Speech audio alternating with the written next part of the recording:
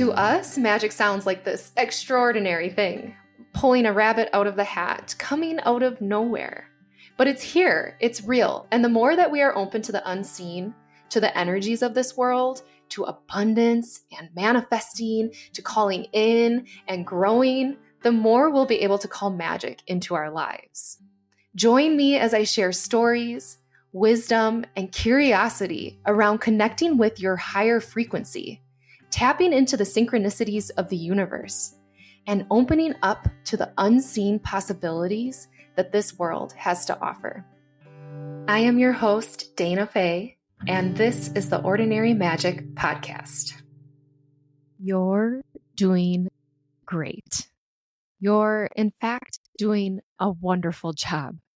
You are living, you are breathing, you are taking care of your body, you are caring for others, and you are following your soul's chosen path, whether you're aware of it or not. It doesn't matter where you are at today in your human journey. If you identify with going through a bit of an awakening to your energetic body or to the spirit realm, or even not, if you are listening to this and you're like, cuckoo, Dayna, are you losing your mind? That's great too. But guess what? You're doing you. And you are as aware of yourself as you can be at this present moment.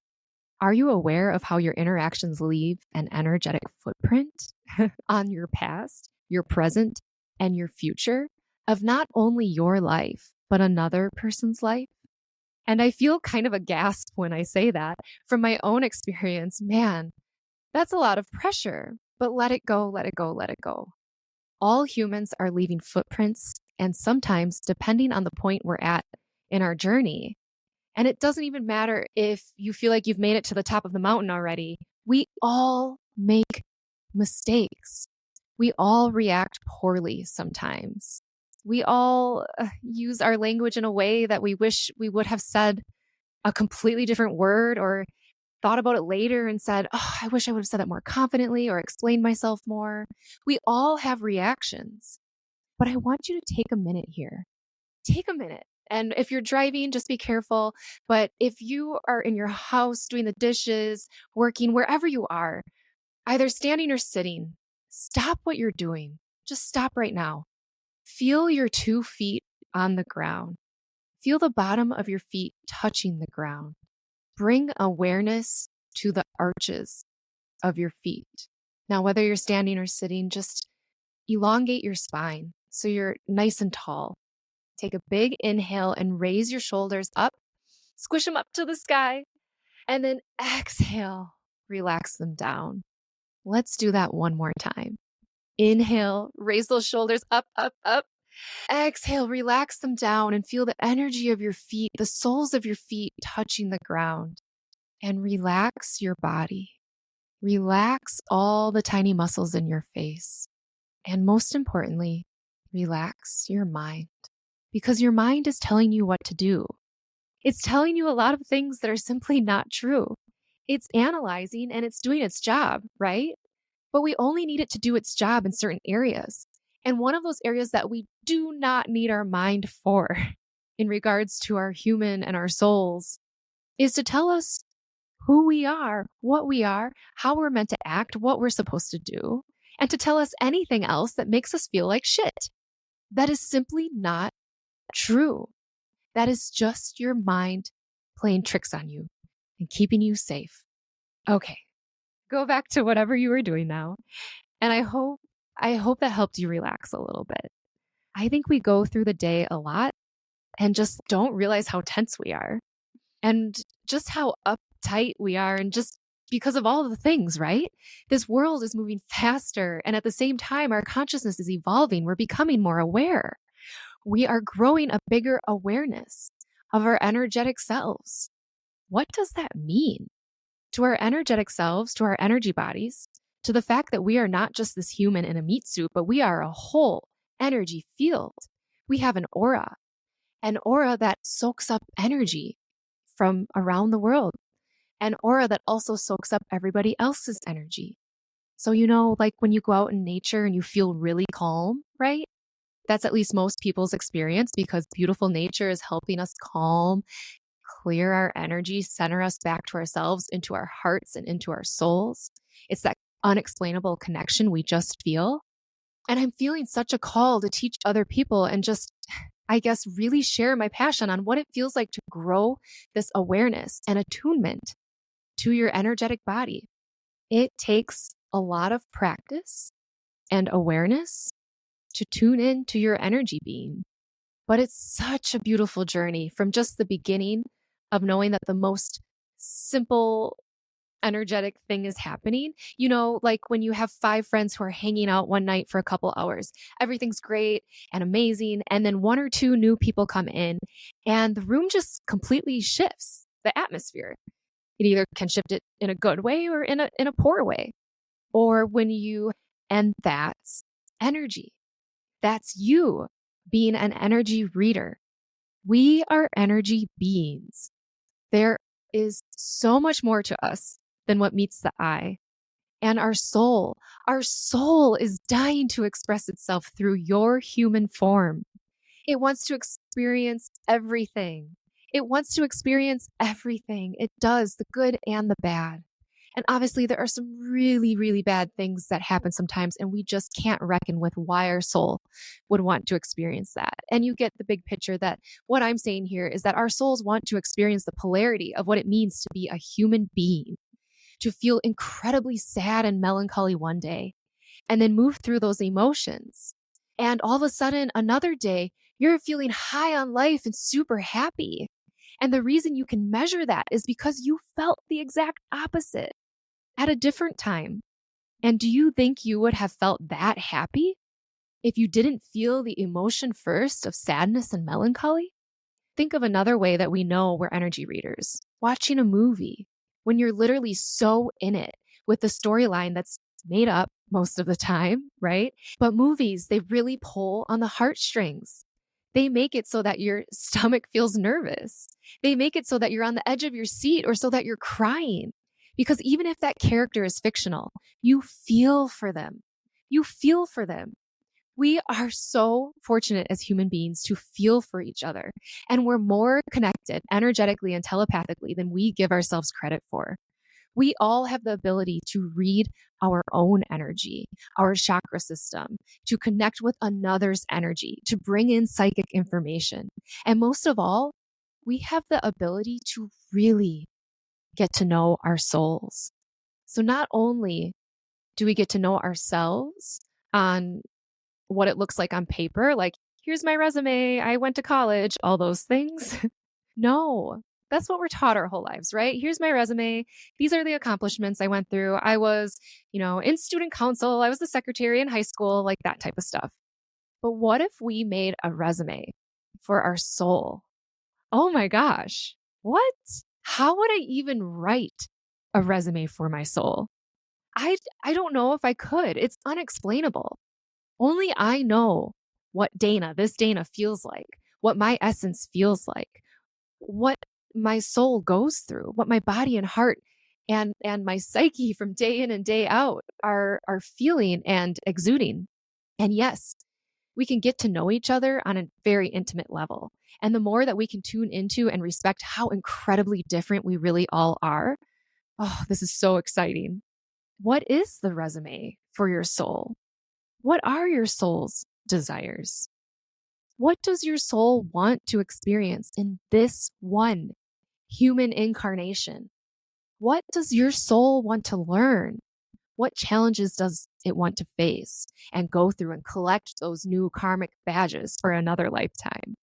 What interactions, small or big, does your soul want to experience? And I think a lot of what our soul wants to experience are the interactions and relations with other people, whether that's in your work or your family dynamics. Oh my gosh. I mean, why did my soul choose this family? I'm totally kidding. I love my family. But most people relate to family being a hard area because I believe that our souls chose to be born into those certain families and go through those experiences to learn, grow, and evolve. This is what I believe and I have found and I feel. And you can travel down that road for yourself as well. But ultimately, the main message I want to get across today is you are here and you are doing great. You are on your soul's path and your soul's journey.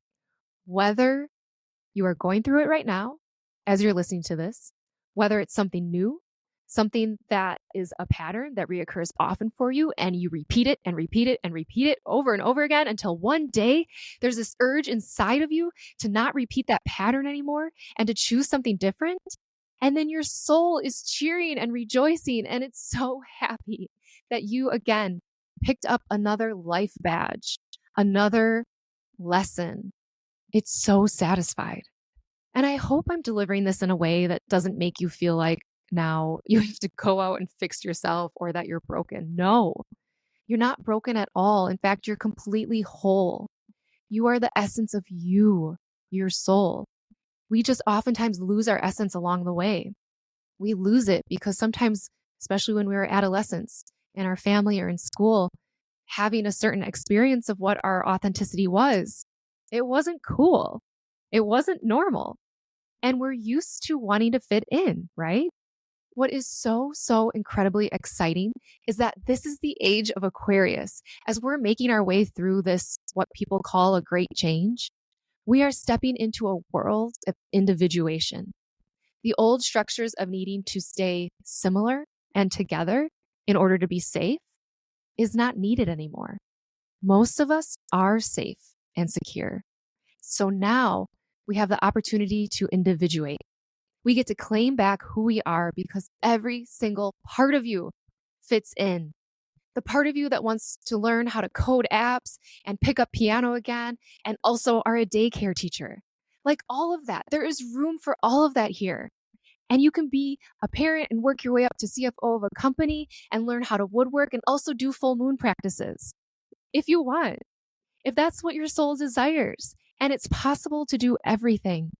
I promise you, in this world that's moving faster, the more that you simplify your life and fill it with less shit and stuff that doesn't matter to your soul, the better. The more that you will discover your true essence. And when you start tuning into who you really are on an energetic soul level, you're going to get this uncomfortable feeling when you're not doing things that are aligned. I don't know how else to explain it, but it's just something that's not quite aligned and starts to dissipate. And you start to open like a flower that's blooming. And you start getting comfortable in the skin you're in the person you are, in the fact that your identity can change as much as you want it to, as you keep uncovering your soul's desires and who you really are on a deep level. You get to be you, not the 5-step plan that you read in a book from the most successful person ever. No, you get to run your life or your business in the definition of how you want and you perceive it. And that's not a cop-out. Set some standards for yourself, push yourself, set some goals, but do it in the way that lights your soul on fire. Because we are at an age now where you can achieve anything in the route in which you want to achieve it. There is not a one size fits all anymore. There are so many roads to follow your soul's direction, and you get to choose what that is. You have the free will. And the first step to starting to get there is first bringing the energy that is up in your head and up in your mind center, and start to feel that energy in your heart and in your soul, and operate from a place that is in your lower body. Put all that mental chatter in your mind in the back seat for a little bit and feel this little nudge that's so quiet. It's almost like a tiny fish hook, like under your belly button, that seems to just pull you somewhere, but it doesn't make any sense at all. It doesn't make sense to your mind or to an outsider's perspective. But I urge you today to listen to that little nudge. Allow that hook to pull you. You know, if you're feeling pulled to walk down the street in a different way, to buy something different at the grocery store, to pick up that hobby you've always wanted to do, but it just didn't make sense of how that would benefit your life. If you want to learn how to garden or be able to identify plants, I don't know what the urge is and where it's taking you, but follow it. As you start to follow that urge, there's going to be more. And there's going to be a trail that happens of unfolding of why you had that urge. What was that little pull in your belly just pulling you there? Or that pull on your heart wanting you to learn that new skill? It's because your soul has a desire, and the more that you let go of the mental chatter of that's stupid, why would I pursue that? Why would I waste my time on that? I need this, I need to be doing XYZ, or I should be doing this way of marketing because that's how everybody does it who's extremely successful. Let go of all that because everybody is now an energy reader. You are an energy reader. If you are listening to this, you are reading energy. You can read energy. How many times should I repeat this? We just need to bring the awareness to the fact that you can read it. So now you can actually use that skill purposefully. If you're not aware of it, you're passively reading energy every day. And so when someone stands up, and let's use a speaker as an example. They do their speech according to the way they learned to do speeches, and they never really tapped into the feeling in their body, into the essence of who they are and how they want to get their message across, or maybe even what their real message is. Well, let's say you're in the audience. It's not like you're sitting there going, bullshit, they're full of crap. It might be a good speech. But you as an audience member, you might just leave the speech being like, that was okay. Okay, that was an okay speech. It was fine. But if you throw out how everyone else is doing it, all the information that you have been given on how to give the best speech ever, and take time to sit maybe in contemplation for a couple weeks or in meditation or during your yoga class or while you're driving sometime, when you have something for your mind to focus on and you're relaxing in the essence and the seat of your soul, and you ask yourself, how do I want to deliver this speech? And what is the message I want to get across?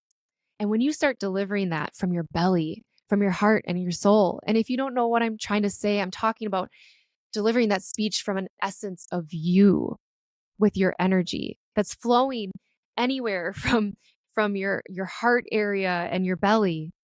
And when that essence flows from you and you speak and the messaging comes from your energy and it moves to the audience members, people will leave that speech not only remembering the words they heard, but feeling the message and the energy behind that message. They will receive it on an energetic level and an intellectual level. All of that exchange is of energy. Another example that's easy is we're exchanging money all the time. We are doing the same thing with energy. We are giving and receiving energy with others through our work, through a conversation in the elevator, through a hello down the street. It's time, you guys, that we all tap into this energy. So I invite you in, really take a gauge of how in tune you are with your soul and the essence that it wants to shine out. It's okay if you're feeling like, Dayna, I don't know where to start. That's okay. There's not one place to start. You can start on your physical health, your mental, your emotional, your energetic, and your spiritual. All of those weave in and out from each other, and they all help each other out. And so I'm going to leave you with this message today. You are doing great. You are exactly where you're meant to be right now as you're listening to this. So take a deep breath in, exhale it out. Give your mind and that mental chatter of all the things, right? How it's going at work, how the future is going to pan out, how am I going to pay my bills? How am I going to feel fulfilled and happy? Relax. Relax. Your soul has a plan for you. And the more that you release what your plan is for the future, and the more that you connect to your soul's essence and follow that little hook that's pulling you so quietly and gently towards play and love. Tune into that. Feel your love for that. Send your love through your energy in every way that you can, and simplify your life. If there's anything in your schedule that just completely depletes you and you can get rid of it right now, do it. And don't fill it right away. Just get rid of it. I urge you to listen to this message and take some time, quiet time. Put the phone down, go for a walk without it, or dance to some music, get out in nature, put your bare feet on the earth, and say hi to your soul. Do it out loud. Ask your soul, who are you? And show me how I'm connected to you. I'm so excited to talk to you guys more about what it feels like to connect to your heart and tune into your soul and to the rest of the spirit world for that matter. So keep tuning in to Ordinary Magic. Send me your reflections on Instagram. My handle is Dayna.Faye. That's Dayna.Faye. And let me know if any of this stirred something in you. Let me know where you're at on your path and your connection to your essence, your soul. And if you're feeling after listening to this today, like, oh, I don't know, I don't even feel tuned into my body, that's okay. Now you know where to start. Or maybe you've been on this path for a while and your spiritual awakening has been quite jarring. Or maybe you've just started this series of tuning in and you're really excited and you feel like you're coming back home. Wherever you are in your journey, it's the absolute perfect place to be.